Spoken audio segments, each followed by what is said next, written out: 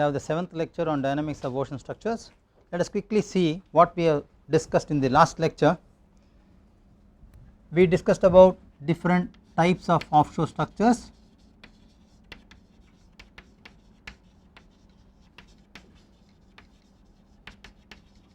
We also discussed about different types of coastal structures.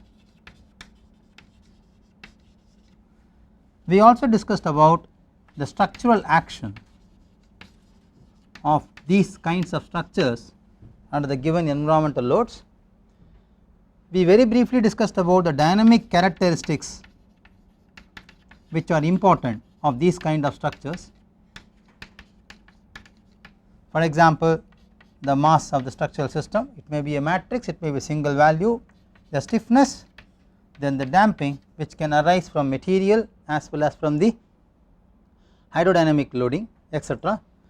Then in the last lecture we discussed about different kinds of forces. We started with the wind force,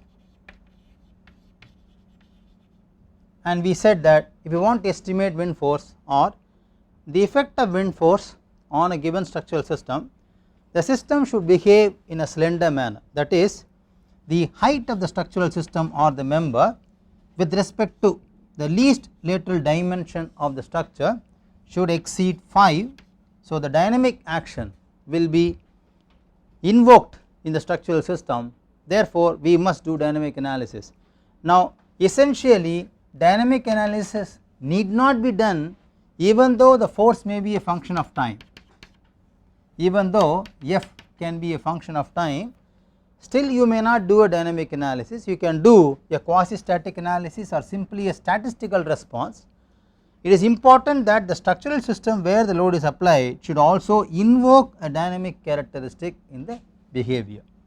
So, we discussed about the wind force. Today we will talk about wave forces, then we will talk about forces from current, we will talk about forces from earthquake loads, we talk about forces from marine growth, etc. Of course, ice loads. So, all these comprise, including the wind force, as what we call the environmental loads which act on the offshore structure.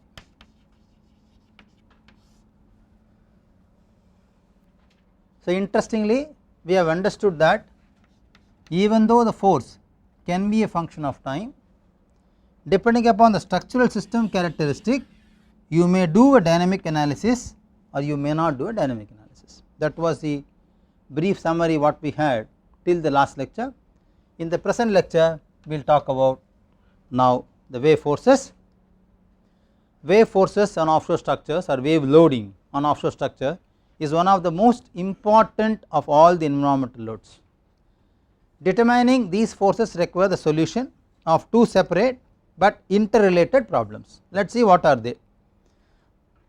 The first stage is computation of sea state. So, wave force estimate has got two important stages. One, you must identify the sea state. The first stage is to identify the sea state. You must use a specific profile of the sea state, or you must use a specific theory to simulate the sea state, and based on that you must derive the water particle kinematics.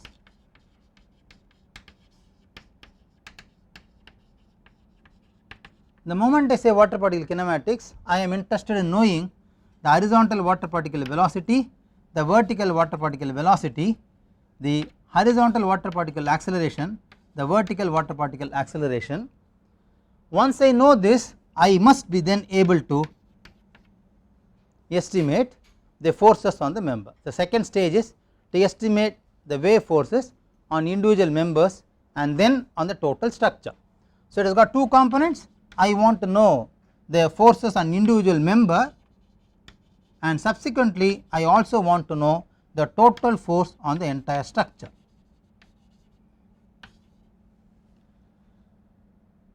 So, if you identically compare this with the same algorithm what we had in the wind force, there also we first estimated the velocity, from the wind velocity we estimated the pressure acting at a specific point, found out the coefficients responsible for the terrain quantifications etc., estimated the force at every specific point, and based on that we either found out the effect of the force's moment on the member or the force acting on the member as such, if I know the projected area of the member. Similarly here the same algorithm, I will talk about the water particle kinematics first, then we will talk about the force estimation on these members.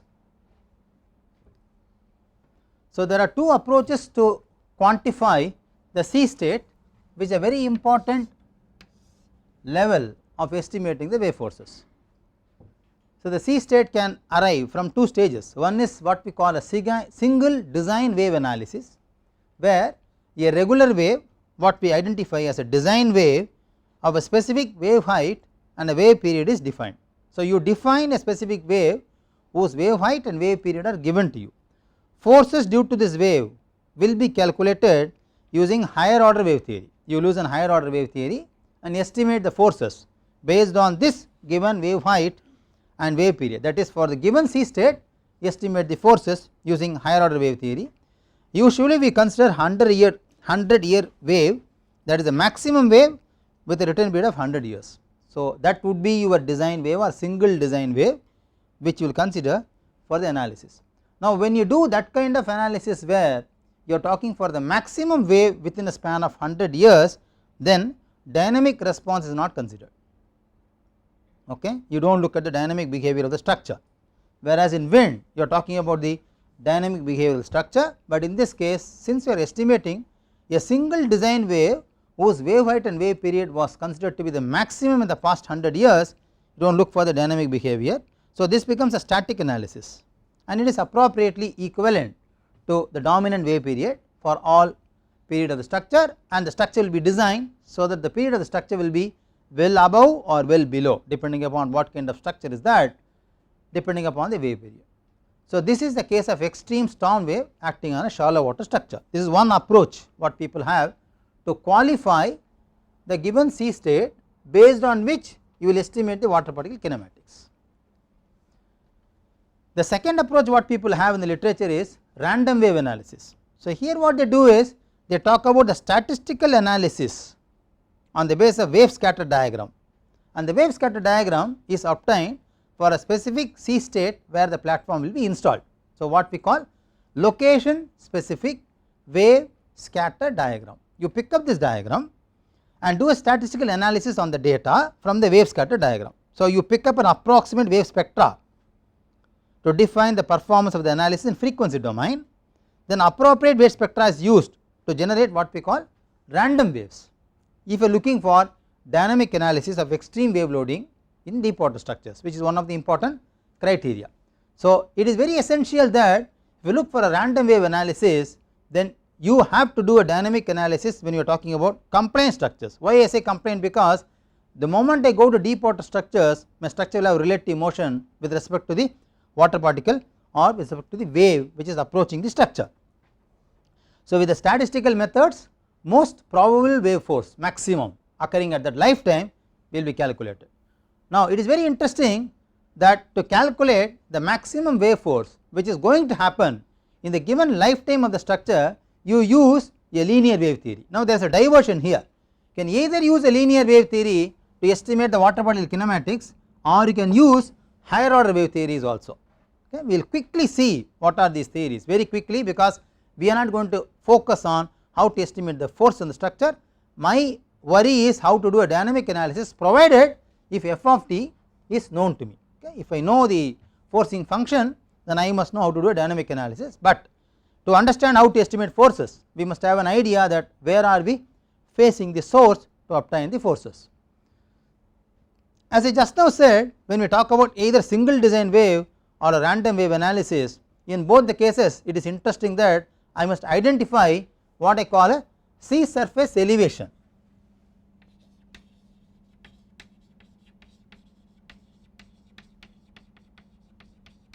Which we discussed in the last lecture as well, which is called as eta.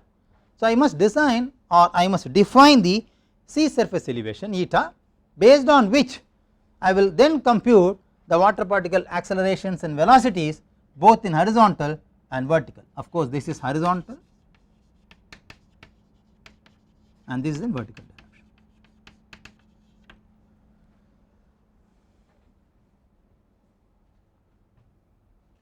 So, there are some assumptions based on these theories. Wave theories describe the wave kinematics, that is water particle velocity and acceleration, on the basis of potential theory. Waves are assumed to be long crested waves. They can be described by 2-dimensional flow and characterized by the following parameters: wave height, wave period, water depth which is small d, capital D denotes the dimension or the diameter of the member, wave number, circular frequency omega and cyclic frequency f. So, these are some of the parameters based on which I characterize my sea surface elevation or my sea state.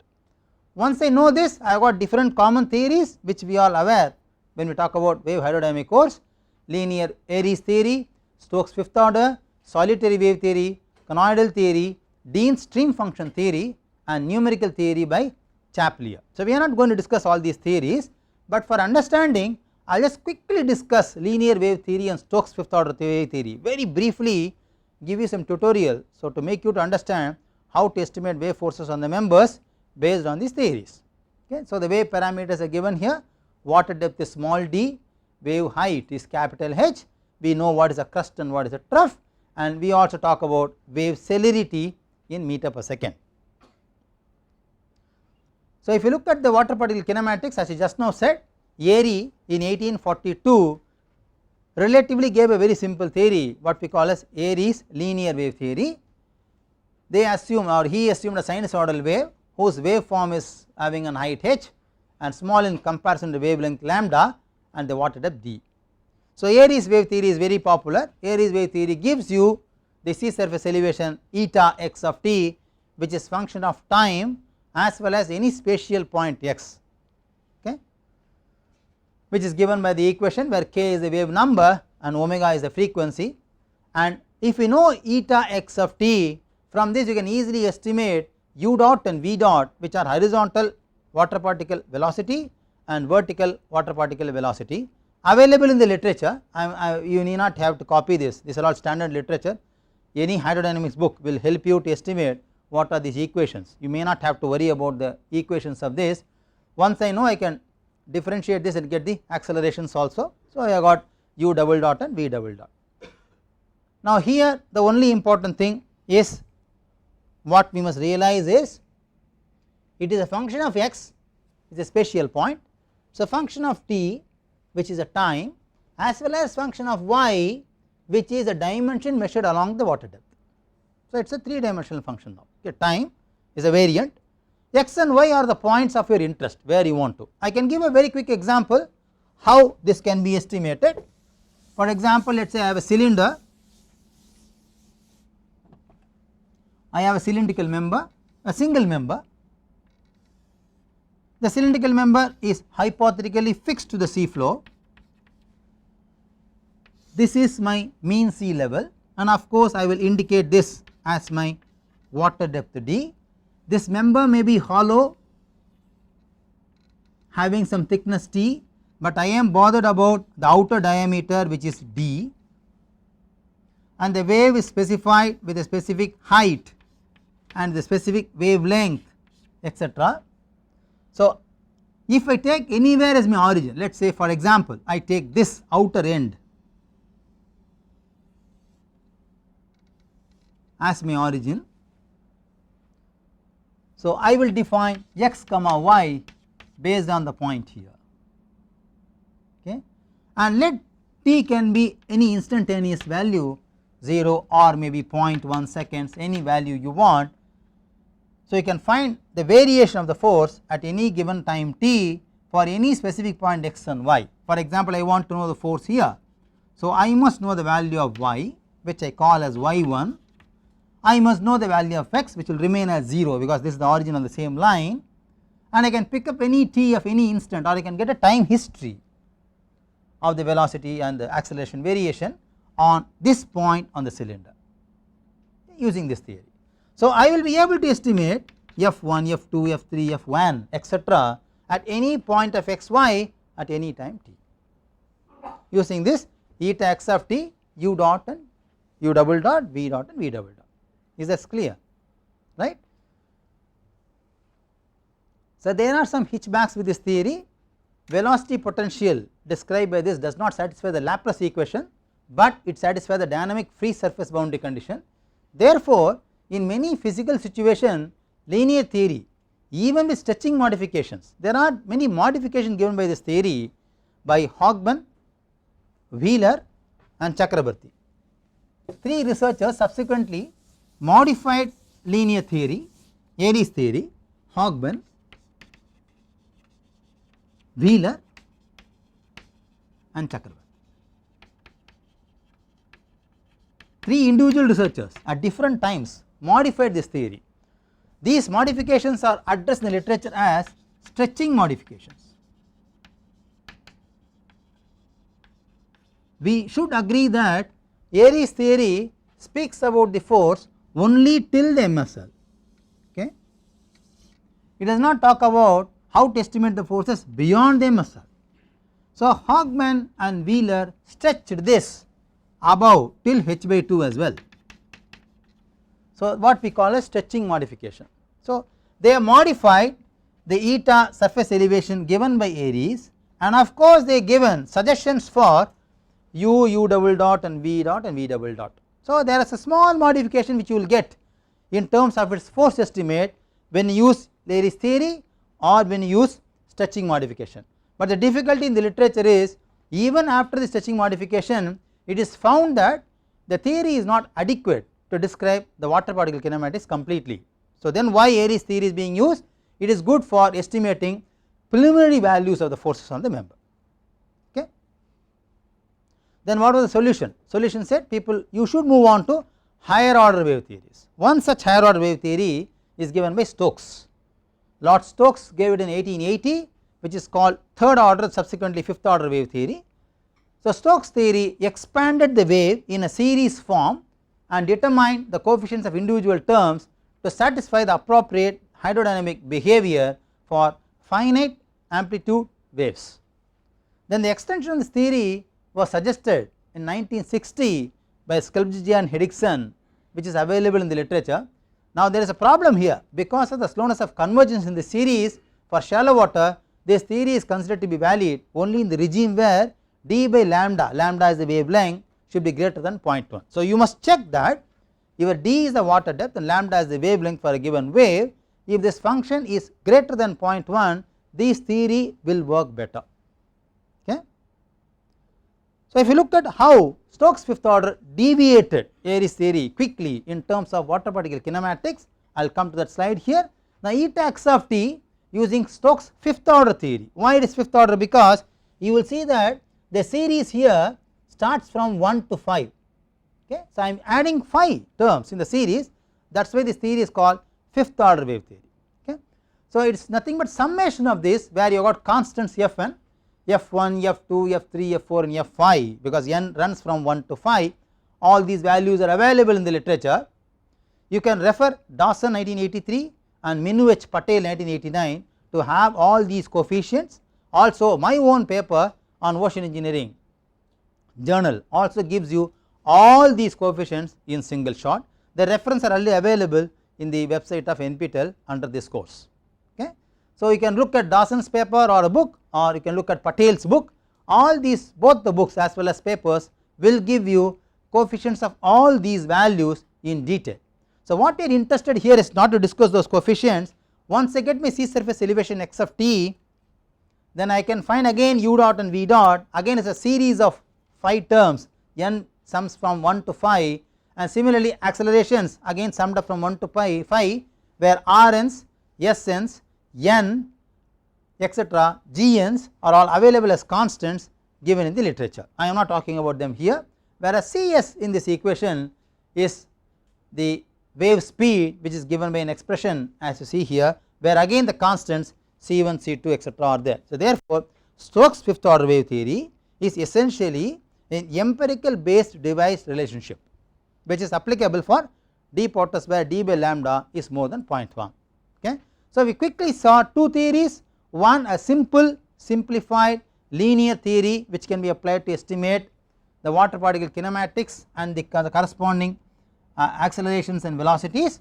Subsequently, you can also use higher order wave theory to estimate again u dot v dot, u double dot v double dot if you are interested in going for more accuracy in the calculations. So, with the example of these two theories, we already know how to estimate the first concept in the wave force, which is defining the sea state and estimating the kinematics. Coming back to how to estimate the forces in the member or in the structure, we study quickly about wave structure interaction. Structures which are exposed to waves experience substantial forces which will be subsequently higher than that of the wind loading. Okay, it has been seen in the literature that if you compare the magnitude of forces caused by wind against waves, wave action is more severe than wind action on structures, right. So, forces result from dynamic pressure variation and the water particle motion. Two different cases are available in the literature which are distinctly different. One is large volume body, other is slender hydrodynamically transparent body. If we talk about large volume body, then they are called hydrodynamic compact structures. The influence of wave field on the structure will be by diffraction and reflection. When the wave hits the structure, it will diffract as well as part of the wave particles will reflect from the body. Forces on these bodies have to be determined by numerical calculation based on what we call diffraction theory. If you talk about slender hydrodynamic transparent bodies, they have no significant influence on the wave field because they are transparent to the hydrodynamic wave field. Forces will be calculated straightforward manner given by Morrison equation. Morrison equation has only one limitation, the d by L value should lie within a limit of 0.2, where d the diameter of the member, it is a capital D here, where L of course is the wavelength. Okay. So, if your member satisfies this criteria where the diameter by the wavelength is within 0.2, I can use Morrison equation to estimate the forces. So, I am moving to the second part here.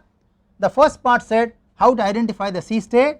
We have discussed two theories, simple linear ARIES wave theory given by stretching modifications. There are some limitations in this theory, people never accepted this theory for higher order perfect calculations, but for preliminary values this theory is still valid. People went further down the step and saying I am going to use higher order theories, Stokes fifth order theory is recommended. So, using both the theories I can estimate the kinematics of water particle in horizontal and vertical axis. Once I know this, I can pick up a member which is hydrodynamically transparent and I can find out the wave forces on the member. You may worry that why we are not talking about large volume bodies in this course. As I said, if it is a gravity based structure, it can be a large volume body where we estimate forces based on diffraction theory, but mostly all our structures which are ocean structures or offshore platforms are slender in nature. Okay. So, they are hydrodynamically transparent systems. We will talk about using Morrison equation in these kinds of systems. So, for example, look at steel jacket structure, they are hydrodynamically transparent. So, the steel jacket structure has the members fixed at the bottom. So, there is no relative movement of the structural member with respect to that of the waves. So, it is fixed at the bottom, therefore, I can easily find out the forces from this expression where F is the wave force per unit length on the cylinder, whereas u dot, u double dot, CD, Cm are all standard functions which are available in the literature, where one is called drag coefficient CD, other is called inertia coefficient Cm, rho of course density of seawater, d capital D is the diameter of the member, and of course u dot and u double dots are velocities and accelerations in horizontal axis of the member. So, I can easily find out the force if it is fixed like in case of steel jacket structures. In case of compliant structures, for example like TLPs, we already know compliance stands for the word movement, there is a relative motion, therefore, the structure also moves either in the wave direction or in the direction opposite to the wave propagation. So, x dot here is a structural velocity. So, I will try to find out the relative motion between the structure or the member and the wave, therefore, the velocity terms are modified as u dot minus x dot, okay, and there is a product here u dot minus x dot and there is an absolute value of u dot minus x dot. There are two reasons why this term which is drag associated term is important. This force has got two terms, one is called the drag term because CD term is appearing there, CD stands for drag coefficient, other term is Cm, it is called inertia coefficient or inertia force. Okay. So, if you look at the drag term, there is a product of u dot minus x dot multiplied by u dot minus x absolute value. This product makes the drag term non-linear, okay, that is why we call non-linear drag, okay, this term makes the drag term non-linear, number 1. Number 2, the absolute sign of u dot minus x dot preserves the direction of the force. For example, if I do not have this absolute value, you will see this product, if x dot is more than u dot or x dot is in opposite direction of u dot, the multiplier will make it always positive, okay, but then I will not be able to prevent or let us say preserve the directionality of the force. So I am putting absolute value in one of them, so that the directionality of the force is also protected in the calculation. So this term is very important for us because of two aspects. This introduces non-linearity in the force, okay.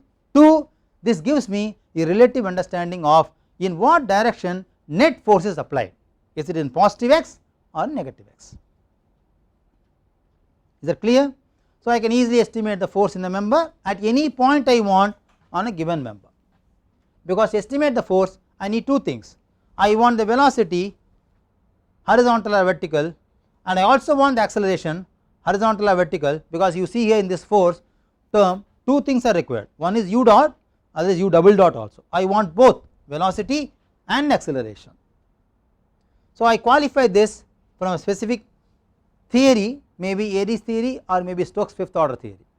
Once I get this, I find the force in a member at any point of my interest as F1, F2, F3 etc. I can sum them up all to get the member force in the entire structure, as I did for wind forces also.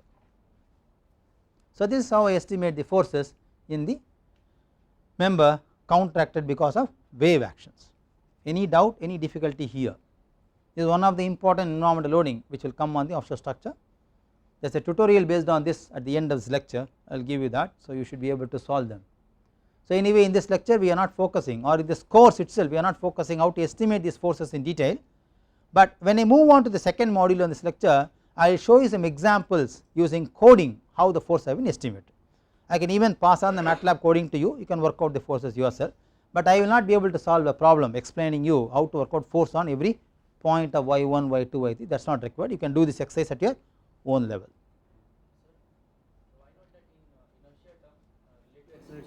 Yeah, that is the interesting part, I will come to that when I have to do what we call modified Morrison equation, okay, that will come as an added mass term. It is a very interesting question, why we are not considering the relative acceleration, that is fine, that is called added mass term, we will talk about it, because I am talking about the added mass term because mx double dot will be the inertia force exerted by the structure, mx double dot will be the inertia force exerted by the structure, I will handle that term separately in my analysis, okay, it is there, it is very much valid, it is there, but I will handle it separately. I think I can skip this because most of these are important only in theoretical point of view. We have already said Morrison equation force is non-linear etc. In addition, we have got also called lift force and slamming forces FL and Fs, whereas CL and CS are called lift and slamming coefficients.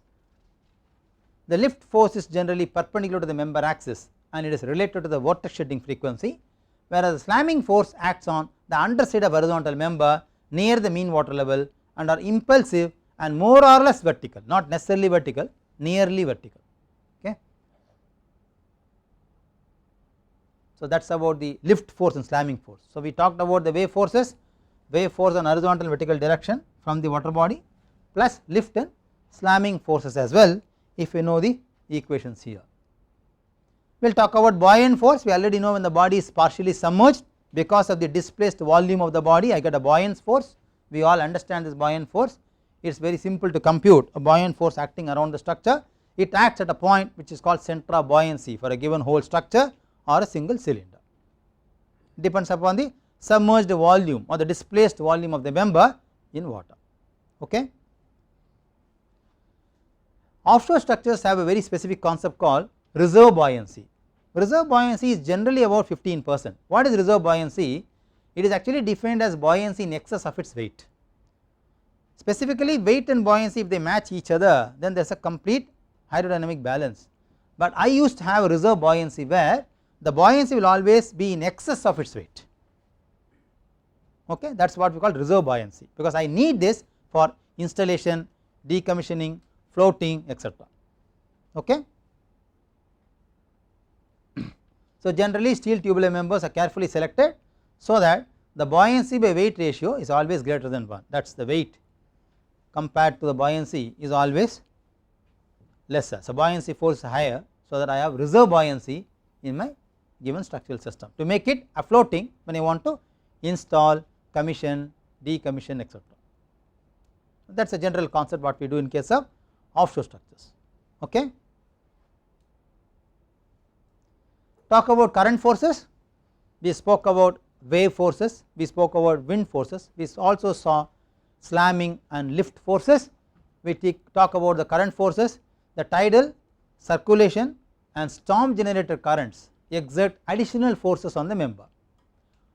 When insufficient field measurements are available, then current velocities may be directly taken from international codes. One example is Appendix A of DNB code. In offshore platform design, generally effects of current are superimposed on waves, that is a very important concept. What I do here is, if you look at the Morrison equation force, let us say half rho CD dia u dot minus x dot plus u dot of C. I will just superimpose the current on the water particle velocity itself, that is how I modify this. Okay. So in offshore structures, this is only the drag component, similarly you have the inertia component also. So I superimpose the current velocity directly on waves and find out additional force, I add them vectorially, okay. That is how I will take the influence of current on my structural system. If you look at the additional forces acting on the structure, one important additional force coming on the structure in offshore structure is earthquake load. Offshore structures in seismic regions are typically designed for two levels of earthquakes, one is called strength level, other is called ductility level. For strength level earthquakes, they are defined as reasonably likelihood of not being exceeded during the platform life. The mean recurrence interval of this earthquake is about 500 years. The structure is expected to design elastically for this kind of force. For ductility level earthquakes, it is defined to close as maximum credible earthquake, what we call MCE in the analysis. The structure is designed for inelastic response and to have adequate reserve strength to avoid collapse. It means one methodology of estimating earthquake force talks about elastic response, which is nothing but the strength level. The other method talks about the inelastic response, which talks about the ductility level. And I think we can quickly understand, if you look at the stress strain curve, the stress strain curve of steel, which is one of the favorite material for construction of offshore structures, this is strain axis, this is stress axis. It is a typical stress strain curve of steel which is being used for offshore construction purposes. If you look at my strain value at ultimate to strain value at yield, I call this strain at yield value and strain at ultimate.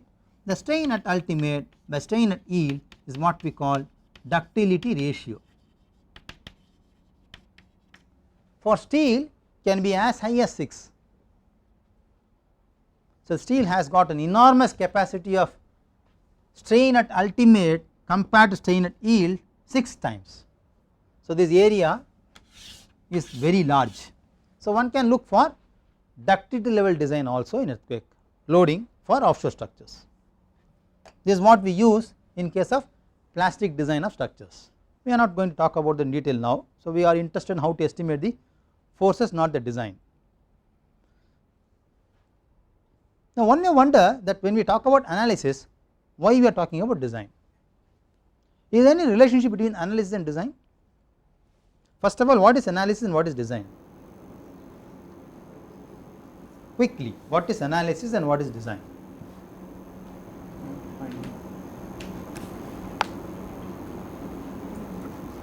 I mean, it is a very fundamental question.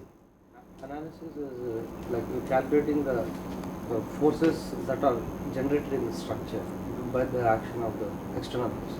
Okay. and we look at the stability of the structure under these forces. That is in case of analysis or design. So when you talk about analysis, as you said, analysis is a part which explains me how to estimate forces coming on the structural system. Not only the forces, but also the responses. For example, what is the deflection, what is the bending moment, all these are analysis. What are the stress level, what are the strain level. Then what is design? Based on these calculated values for a given force, based on the given response of the structural system, based on the material characteristic of the member, we also find out the cross section dimensions of the member. Now interestingly, if you do not know the cross section dimension of the member, you cannot do the analysis, because to find stress you need area, to find area you know the diameter. Now diameter obtaining is a design part. So analysis and design are inherently coupled to each other, you cannot separate them. Is that clear? So what we generally do is we preliminarily assume a dimension of the member, do the analysis, and always check the analysis and design for the safety of the member. Okay, so analysis and design are together, you cannot separate them, because if you do not know the design concepts or design criteria of the member, you cannot analyze it at all. Okay. So that is why in case of design and analysis, in case of dynamic analysis we talk about design also partly, but anyway the ductility level and strength level are leading forward to a plastic design of structures like this. So we will not talk about that in this course, but still there is a clue that this will help us to talk about plastic design of structures in case of offshore structural systems. If you look at the ice and snow load, it is very simple. Ice is a primary problem in Arctic region, because ice of huge bulks can come and hit the structure, they can cause impact loads. So the impact loads caused by large block of ice can be easily obtained from an equation Fi, Ci, Fc and A, where A is the exposed area of the structure, whereas Fc is the compressive strength of ice and Ci is the coefficient accounting for shape, rate of load application and other factors. Generally the value lies between 0.3 to 0.7. So I can find out force at any point I, which is Fi, caused because of impact load coming from the ice formation on a given offshore platform. So this can be statistically estimated as an horizontal ice force Fi from this simple expression, which is very much valid in case of Arctic regions. So it is very interesting for us to know ice can approach the platforms at a very high velocity equal to about 1 meter per second also, it is very high velocity, right, can come and hit the structure, therefore ice loads are substantially high, so we must account for them. Interestingly, there can be loads caused because of delta T, that is temperature or thermal variation, and as we understand along the depth of an offshore structural system or in a sea, there is a tremendous variation of temperature. This will influence, because the member is common, the member is running from the MSL till the depth of the structure or of ocean, but the temperature here and temperature here are different. So the member can be subjected to additional loads caused by this thermal variation. So they are ultimately given for a specific data available in North Sea in BS 60 to 35 for example, one can easily calculate the additional stresses caused by this thermal variation on the members. Interestingly, marine growth is a very important problem as far as offshore structure is concerned. Marine growth is nothing but accumulation of biological organism around the surface of the member. They increase the diameter of the member, there are very severe problems related to marine growth. The diameter of the member is increased,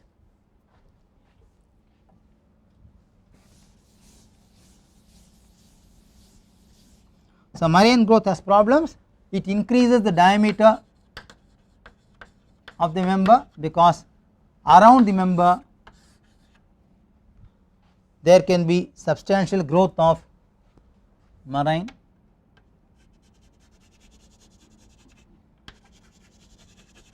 so the diameter of the member is now increased, d nu, so diameter has gone high.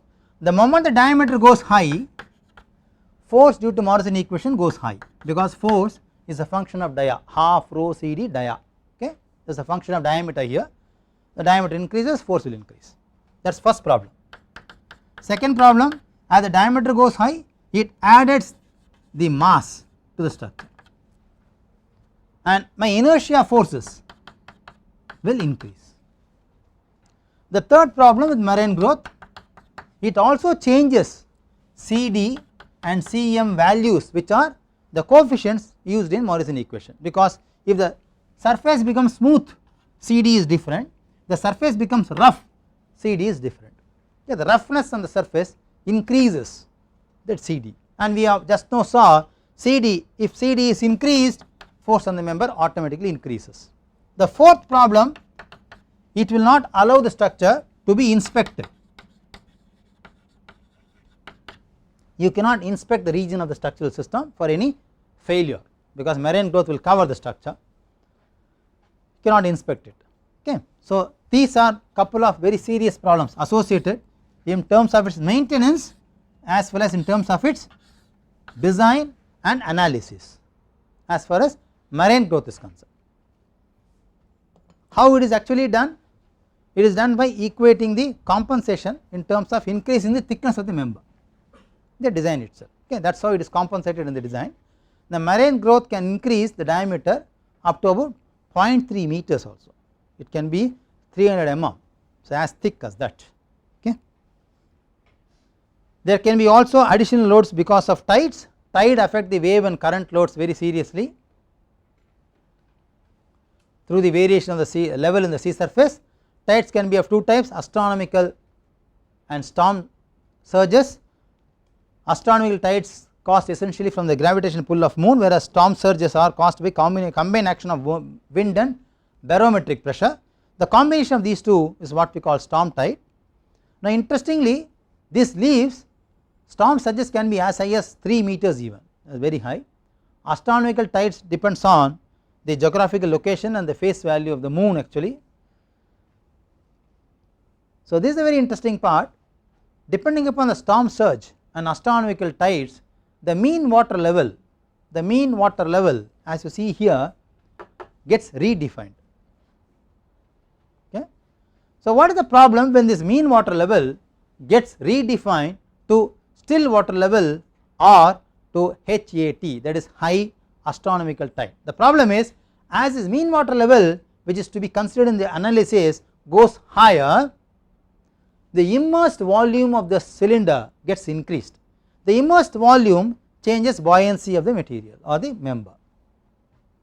Okay, the buoyancy force is increased. When the buoyancy force increases, structures like TLP spar, where they are moved to the seabed, then the force on the teethers gets changed.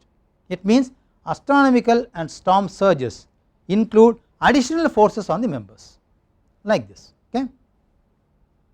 So actually they redefine the mean water level, and just now we saw ARIES theory cannot be applied if you want to extend this or stretch this beyond the mean water level. Of course there are stretching modifications suggested by different researchers, but still it is not accurate. Okay. So the mean water level added to storm surge and astronomical tide ranges will vary and will alter the force on the members indirectly by improving the submerged volume of the member. Okay. So that is the effect of tidal forces on the members. Interestingly, seafloor movement can also happen, that also cause displaced type of forces on the member. This is very serious when you talk about fixed platforms or gravity based structures.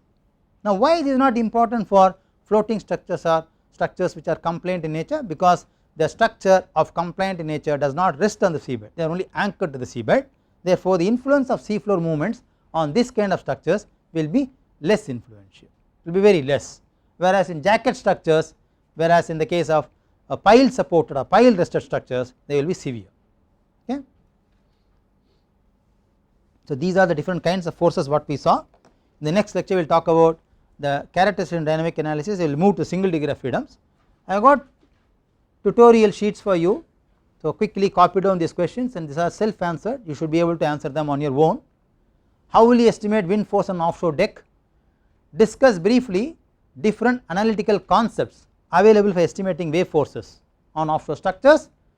Draw a neat sketch to explain different wave parameters considered to estimate the wave forces on members. Explain briefly what you understand by wave structure interaction. How can you estimate the maximum force on a given offshore structure? What do you understand by a maximum force on a given offshore structure? You have got a member may be fixed or compliant. The direction of movement of the member may not be in the same alignment as that of the wave. Okay. Wave may not approach the member always at the axis of the member, it can be even directional also. Therefore, the component, the phase component phi plays a very important role, and we know the sine and cosine components which are u dot and v dot on a given member may not occur simultaneously, they are out of phase by 90 degrees. So at a given point of time one must have an idea what is the maximum wave force coming on the member. Is that clear? How will you estimate that?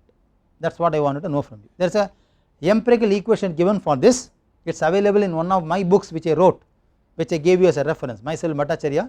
So look at that book, we have an equation which is a closed form for estimating the maximum wave force on the member. What do you understand by the buoyant force? How will you estimate it?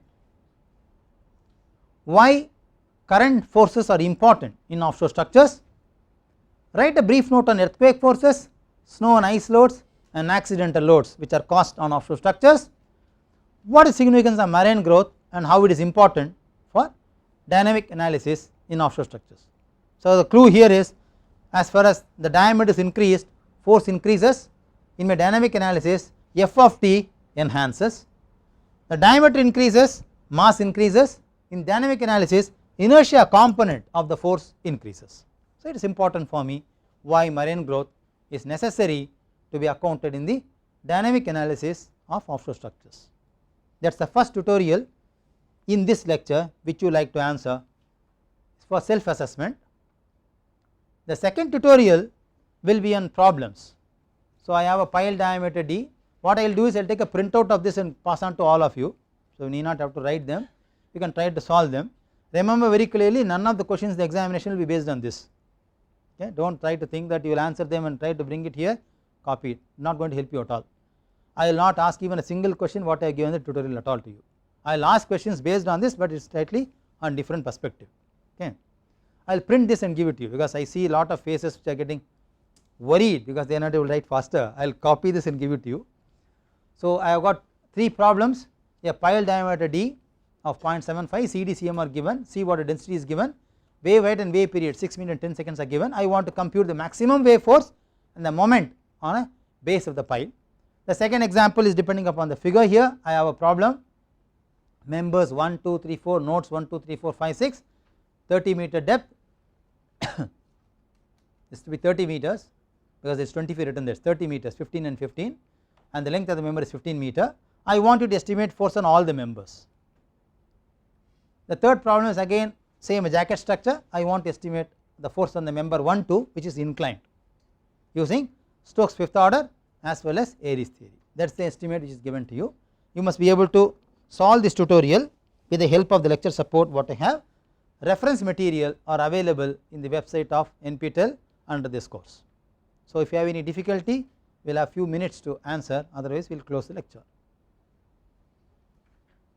So we have discussed in detail about the types of offshore platforms, their structural action, the coastal structures, their structural action, the necessity, the requirement of constructing these structures, the water depths where they are constructed, basically the historical development of offshore structures right from shallow waters to super deep or ultra deep waters. We also saw something about new generation offshore structural systems, why they are constructed, how they are evolved, etc. We also briefly understood what are the different types of environmental loads coming on offshore structures.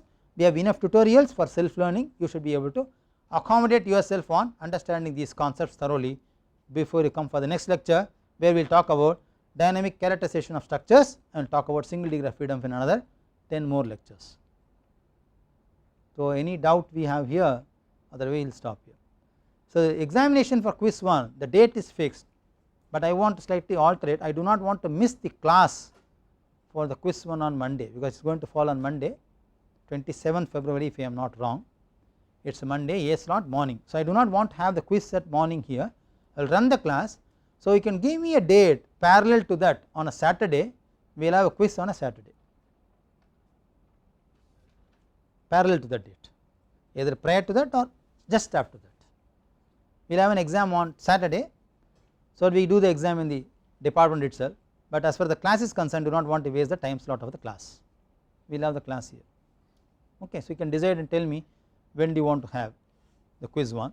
It is tentatively 27th of February if I am not wrong, I will check up, that is on a Monday, but I want to either have it on 25th or following Saturday, it is no problem for us. 27th is Wednesday, but then maybe it is on a Monday A slot, so you can check up that. I do not have the calendar right now with me, but you can check up that. Okay. So if there are no more questions, then I have the attendance sheet back. Thank you.